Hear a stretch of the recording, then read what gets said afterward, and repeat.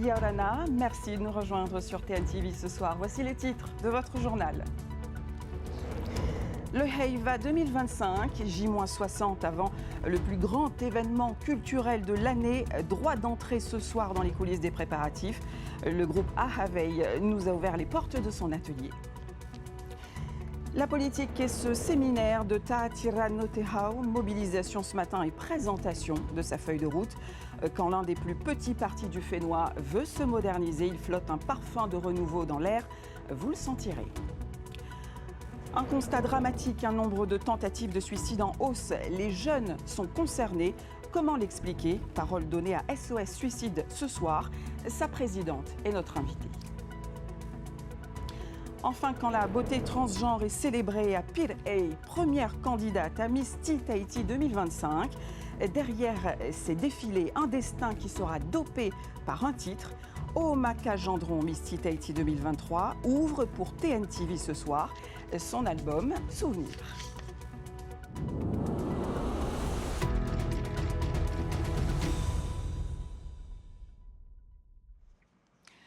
3 juillet 2025 et 60 jours avant le Heiva. Vous l'entendez, ce tic-tac qui nous rapproche chaque jour un peu plus de la scène Toata, un compte à rebours pour les organisateurs, les spectateurs et les artistes qui partagent avec vous ce soir le secret de leurs préparatifs. C'est en tout cas le cas du groupe Ahavei, un groupe de catégories et un double défi. Laure Philibert, Mere Teato. Tressée, ajustée, colorée, la confection des tenues portées par les danseurs du Heiva s'anticipe. Chaque pièce passe par l'atelier costumerie, un travail minutieux où patience et précision sont reines. Déjà reconnue dans le milieu de la danse, la troupe Ahavei se lance dans le plus prestigieux des concours, mais aussi le plus exigeant, un projet que Taero Jame mûrit depuis 4 ans. J'ai eu écho déjà dès l'année dernière que c'est un groupe donc des concurrents et des amis surtout. Aller monter cette année, je me suis dit, allez, c'est cette année qu'il faut y aller. Qu'on se mesure, qu'on vive ensemble aussi notre première expérience de participer au Heiva. Pour sa première participation au Heiva en tant que chef de troupe, Taero Jame, artiste accompli, n'a pas choisi la facilité. Ahavei concourt à la fois en Ori Tahiti et en chant. J'ai enchaîné les Heiva, mais uniquement en catégorie danse. Et moi, j'ai toujours voulu faire aussi le chant. Il est vrai que c'est possible de le faire quand tu es inscrit en tant que danseur dans un groupe et aller aussi en chant. Mais en général, le challenge, lorsque tu fais la danse, c'est focus que danse. Donc pour ma première participation avec mon groupe, je me suis dit pourquoi pas monter les deux. Et comme ça va être la première fois aussi moi-même que j'allais concourir en chant également. C'est une opportunité de pouvoir faire les deux.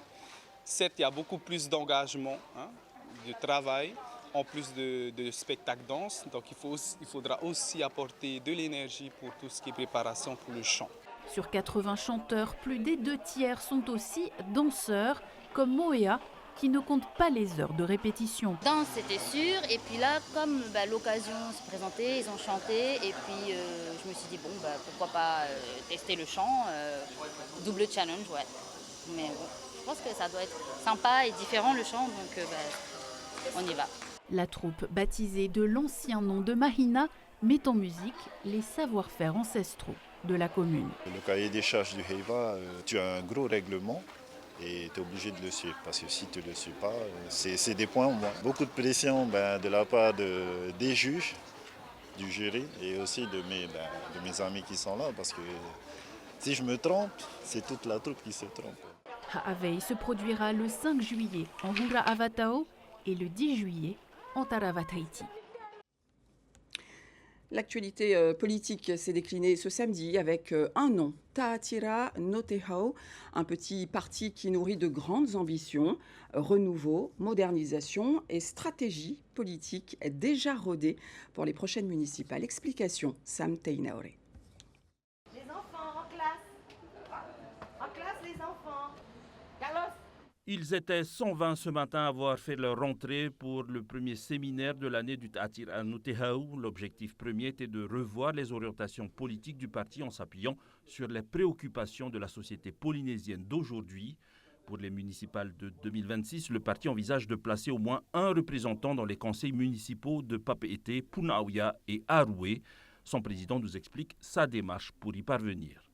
Alors, c'est nous qui allons vers les Tavana, par exemple de Tavana Simplicio de Punaauia et Tavana de Aroué Teurariti. C'est nous qui avions voulu d'abord les contacter, c'est vrai. Mais sur Papeete, c'est vrai qu'on a vu tous les présidents des partis politiques non indépendantistes, parce que il faut le reconnaître, le Tatiranteo est résolument autonomiste. C'est un parti résolument autonomiste, il faut le dire. Mais on a vu presque, je dis bien, tous les présidents des partis. Deuxième objectif du parti lors de ce séminaire, attirer des nouvelles recrues pour prendre la relève et surtout porter les valeurs du parti et son programme surtout. J'ai rejoint le Tatirano Tehau en 2014, donc il y a 11 ans de cela. Et le Tatirano Tehau m'a montré un peu la politique d'une autre manière. Le Tatirano Tehau m'a fait comprendre que la politique, c'est tous les jours. Donc on est influenceur dans notre famille, dans notre foyer, à plus grande échelle et ainsi de suite. Et que chacun a des idées pour vivre notre quotidien ou à plus grande échelle pour vivre en société. Le Tatirano Tehau est un des plus petits partis politiques de Polynésie française et a pu compter sur la scène politique en s'alliant aux principaux partis autonomistes. Il doit surtout sa longévité et son succès à ses membres fondateurs qui sont majoritairement des chefs d'entreprise issus de la communauté chinoise. C'est devenu une question de société qui s'empare de plus en plus de nos jeunes et peut les conduire au pire. La thématique du suicide, plus 16% de tentatives de suicide, une hausse qui inquiète à la fois le gouvernement, les familles et les acteurs de terrain en première ligne, des partenaires comme vous, Anitueva Meiro Yaorana. D'abord ce constat qui interroge, vous dites « nous n'avons pas de chiffres ». Comment l'expliquer ? On a des chiffres par rapport... Je peux parler pour nous avec la ligne téléphonique, puisque c'est notre manière de communiquer avec les gens. L'année dernière, il y a eu 500 appels. Mais au niveau consultation, les médecins en ont parlé. Donc, il y a beaucoup, d'après le docteur de l'hôpital psychiatrique, au niveau visite et malades hospitalisés, des tentatives de suicide est en hausse. Les chiffres sont en hausse. Par contre, au niveau appel, nous avons beaucoup d'appels de familles désespérées, de jeunes même, qui n'en peuvent plus. Mais on n'est pas des médecins, on est des bénévoles. Nous aidons, on a été au Canada pour apprendre comment reconnaître que la personne va se suicider. Et on oriente vers les médecins, vers les psychologues, vers des thérapeutes, des psychothérapeutes. Donc un travail d'écoute, d'accompagnement et de réorientation. C'est ça. C'est ça. Alors on ne va pas prendre évidemment la calculatrice et faire un décompte macabre, mais ce qu'on peut dire, c'est que de plus en plus de jeunes passent à l'acte. Avez-vous pu en cerner les raisons ? Il y a plusieurs raisons. On peut dire 80%, c'est rupture amoureuse au niveau des premiers amours. Et les jeunes ont beaucoup de mal à surmonter cette épreuve. Ils sont très fragiles à ce niveau-là. Et donc, on essaie de développer la résilience chez les jeunes. Nous intervenons au milieu scolaire, vers les ados, donc lycée, voilà, et collège, troisième, voilà, 14-15 ans. Et donc, on rencontre les parents d'élèves pour développer davantage la résilience chez les jeunes. Pour nous, la prévention, je pense, c'est dans le milieu familial d'abord, tout jeune, dès leur enfance, apprendre un enfant à se prendre en charge et accompagner ses enfants. Un élément apparaît également dans le processus vers le pire, c'est la consommation de drogue. Aujourd'hui, on s'est rendu compte depuis quelque temps, depuis l'apparition de l'ICE, les jeunes qui vivent un mal-être écoutent les copains, ne se confient plus aux parents, et donc les copains proposent soit le PACA, soit de l'ICE. Et donc voilà le piège aujourd'hui, les jeunes sont confrontés à ce problème. Et c'est pour ça que nous intervenons au milieu scolaire de plus en plus Lorsqu'il y a demande, il y a besoin, dans toutes les îles de Tahiti, en Polynésie, on y va pour rencontrer au collège. On travaille avec les infirmières scolaires qui nous signalent qu'il y a vraiment un mal-être chez les jeunes. Pour ce travail de prévention et même pour ce travail d'accompagnement que vous faites et de formation également sur le terrain, est-ce qu'on peut dire qu'il faudrait des moyens supplémentaires pour agir? Je remercie le pays et la CPS qui nous donnent les moyens pour payer. Nous sommes des bénévoles qui payent les psychologues, les aidants, tout ça. Mais ils nous font davantage de volontaires, ça veut dire bénévoles. Parce qu'il y en a qui viennent se former, qui apprennent et puis qui n'arrivent pas à gérer. Bon, c'est déjà pas mal qui viennent se former, au moins dans leur famille, ils s'en occupent, dans le quartier.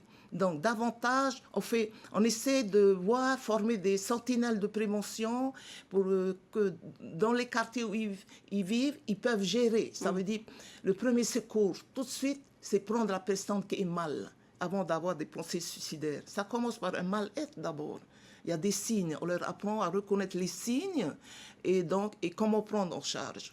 Et malgré ce soutien, vous dites que vous avez quand même besoin d'un appel, de faire un appel aux dons.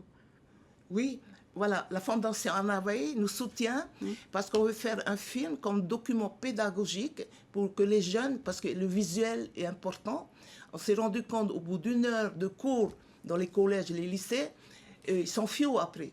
Or, quand on voit des images et regarde des films, et surtout joués par des Polynésiens, et le film, c'est une autre chance, une deuxième chance, et c'est joué par des acteurs polynésiens qui ont vécu la situation, et on a besoin de vous, qui nous regardez, de faire un don à Fondation Ahafei au profit de SOS Suicide, pour payer celui qui va faire le film.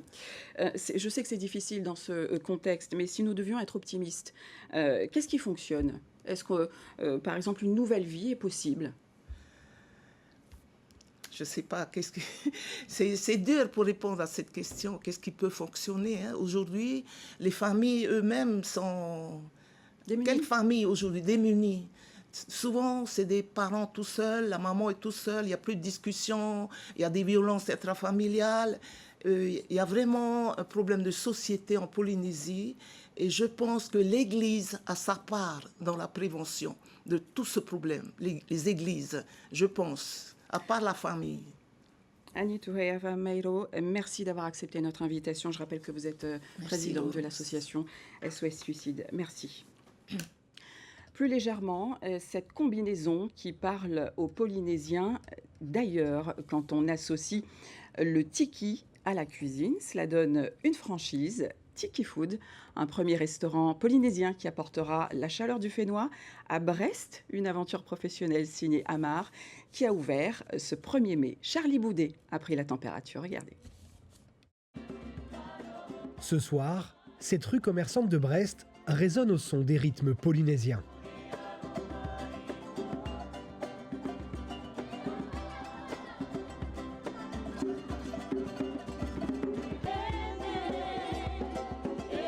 La communauté tahitienne s'est rassemblée pour l'ouverture de ce nouveau restaurant spécialisé dans la cuisine du Fénois. C'est le premier du genre dans la ville bretonne. Des aires de roulotte à 16 000 km de Tahiti, de quoi attirer la curiosité. C'est devenu une nécessité de se retrouver, de partager notre culture qu'on a peut-être laissée loin derrière nous. La communauté s'agrandit de plus en plus. Maintenant, quand on traverse les rues de Brest, on croise en systématique des Polynésiens. En cuisine, voici Amar, un amoureux du Fénois. Après avoir ouvert un premier établissement à Toulon, il s'est lancé le défi de créer la première chaîne de restauration polynésienne en France. On était demandé, on avait beaucoup de clients brestois qui venaient manger à Toulon et qui nous demandaient de se restaurer sur Brest. Ça nous a pris du temps, mais on l'a fait.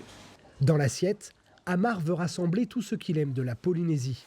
Des plats principalement inspirés des roulottes. Poulet citron, charmène poulet, poisson cru lait de coco, bœuf braisé, poulet braisé, farfarou aussi, pour les plus sérieux. Et visiblement, les Tahitiens présents pour l'inauguration semblent ravis de retrouver ces saveurs. Alors nous on a commandé un trio de steaks, poisson cru, du riz, des frites et du chow mein. avec du poulet citron et du poisson cru. Face au succès de sa jeune franchise naissante, Amar souhaite proposer la gastronomie polynésienne dans d'autres villes de métropole, comme Paris ou Lyon, dès l'année prochaine. Plus que des reines de beauté, ce sont des ambassadrices de la tolérance. Objectif, redéfinir les codes grâce à un titre, celui de Miss Tea Tahiti 2025. Vous allez le voir devant la caméra de Sam Teinaoré. Elles étaient 6 candidates ce matin à Pier A. Première étape, premier casting d'une aventure qui démarre et qui a commencé pour vous en 2023. Omaka Gendron, Miss Tea Tahiti 2023. Yaorana, merci d'avoir accepté notre invitation. Alors vous y étiez ce matin, mi-observatrice, mi-conseillère, parce que votre parole compte. Alors à ce stade, comment se démarquer quand on est candidate ? Déjà, je pense que tout passe par la première impression, être bien présentée, être élégante et prouver qu'on a envie d'aller jusqu'au bout et de montrer notre détermination. Alors, vous évoquez des profils remarquables ce matin. Est-ce qu'on peut avoir quelques indiscrétions ? Alors, ce qui était intéressant à voir ce matin, c'est qu'il y a eu des profils assez variés. Nous avons eu des personnes de différents âges, de différents secteurs d'activité. Et je pense que ça pourrait plaire beaucoup au public. Quel est le mode d'emploi pour incarner une Miss Tea Tahiti parfaite ? Est-ce qu'on peut le dire ? Je ne pense pas qu'il y ait de mode d'emploi à proprement parler. Je veux dire, par exemple, Shelby et moi, nous sommes totalement différentes, mais je pense qu'il faut aller chercher son public et aussi le jury, c'est-à-dire faire preuve de naturel et aussi que ton message puisse passer, de prouver que tu as envie de représenter au mieux la communauté trans en Polynésie. Et je pense qu'également, il faut aussi évidemment avoir un peu la beauté physique qui va avec, parce qu'il ne faut pas oublier que c'est un concours de beauté. Mais au-delà de ce concours de beauté, nous, ce qu'on recherche, c'est surtout ce côté porte-parole de la Miss. Et je pense que c'est vraiment ce qu'on va vraiment appuyer vraiment cette année durant la prochaine édition. C'est vraiment au niveau de l'oral. On a envie de quelqu'un qui a envie de donner de soi, je veux dire, de sa personne et d'aller défendre ses valeurs. Alors vous dites d'ailleurs, je n'étais pas la plus belle, donc est-ce qu'il faut comprendre qu'il faut trouver le juste équilibre entre l'être et le paraître, c'est un peu ça ? C'est exactement ça, un petit équilibre et surtout peut-être, je pense, cocher toutes les cases de la grille du jury, du comité. Il y a plusieurs étapes à passer, il y a l'oral qui compte énormément et aussi l'épanouissement sur scène et vraiment prouver, je pense, c'est la détermination qui jouera le plus. Alors c'est plus qu'une simple élection. Est-ce qu'on peut le dire ? C'est d'abord un message de tolérance. C'est exactement ça. On a envie de faire passer un message de tolérance au travers de ce comité, de cette élection. Et du coup, moi, dans mon cas, de mon titre, c'est de montrer que nous sommes capables. Nous sommes capables de faire des choses bien. On a envie de prouver que nous sommes de belles personnes, nous sommes présents dans tous les secteurs d'activité, nous avons des diplômes, nous sommes au final des êtres normaux, si je peux dire. Et je pense que ça a été mon but et j'espère l'avoir accompli. Alors derrière les paillettes, est-ce qu'on peut parler de ce message politique ? Comment peut-on réagir lorsqu'on entend Donald Trump vouloir, je cite, stopper le délire transgenre ? C'est un délire ? La transidentité ? Non, ça n'est totalement pas un délire. Au contraire, c'est de naissance, c'est inné. On ne choisit pas d'être trans. Et effectivement, ces déclarations de Trump reflètent totalement sa politique conservatrice. Et j'estime qu'il va vraiment à l'encontre des droits de liberté de chacun. Parce qu'il faut savoir que l'accès aux soins, l'accès aux chirurgies et cette envie d'aller au plus loin de ce qu'on a envie d'être, ça fait partie de l'épanouissement personnel, donc du bien-être au final. Et vous, votre bien-être, à quel moment s'est-il manifesté ? Très jeune, franchement, je me rappelle même pas, je n'ai pas de date précise, mais je me suis toujours sentie femme et j'ai de la chance d'avoir un entourage extrêmement compréhensif. J'ai eu un foyer vraiment qui m'a couvert d'amour, donc pour ma part, ma transition s'est parfaitement bien déroulée. Et qu'est-ce que ce titre de Miss Tea Tahiti 2023 a changé fondamentalement de votre vie ? Je t'avoue que j'ai quand même gardé les pieds sur terre, c'est-à-dire que j'ai pas voulu que ce titre me change. J'ai au contraire justement gardé mon rythme de vie, mon train-train.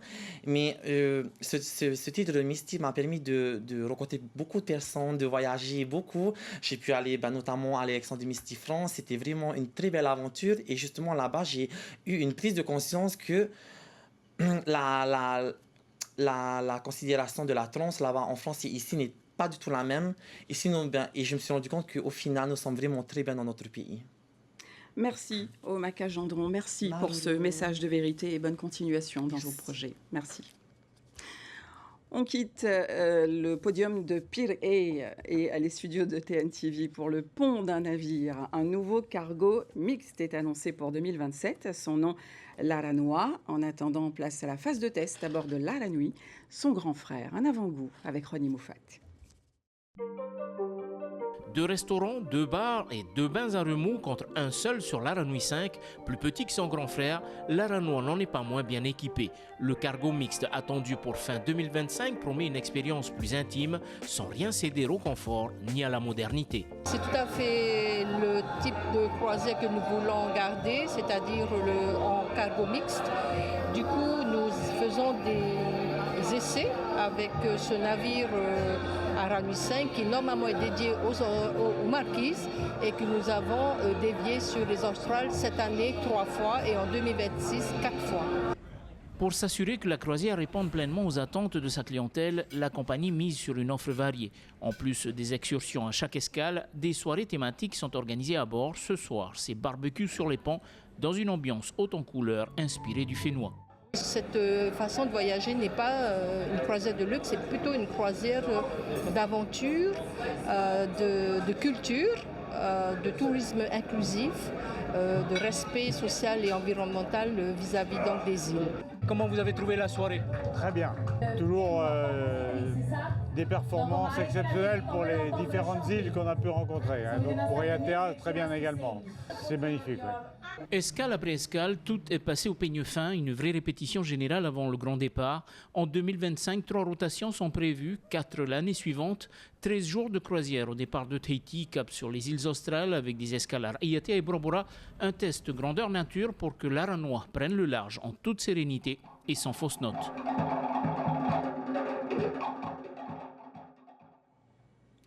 Et côté sport, direction l'Australie pour ce coup de chapeau à Vaine Fierro, qualifié pour les 8e de finale de la Bonsoy Gold Coast Pro, 6e étape du Championship Tour. En clair, plus de points au classement général, mais il va falloir s'accrocher. Prochaine adversaire, la championne olympique en titre. C'est la fin de ce journal. 19h05, Waves, 19h30, The Voice et la grande finale de la saison. Puis un samedi sport qui s'annonce, à revoir le match Mauritanie-Portugal, 2 matchs de beach soccer à suivre en direct à la télé et sur notre site internet, 2h15 Tahiti-Sénégal et 4h45 Brésil-Italie. Excellente soirée, il va falloir veiller ce soir. À demain sur TNTV. Retrouvez ce journal en replay sur notre site internet et notre application mobile TNTV.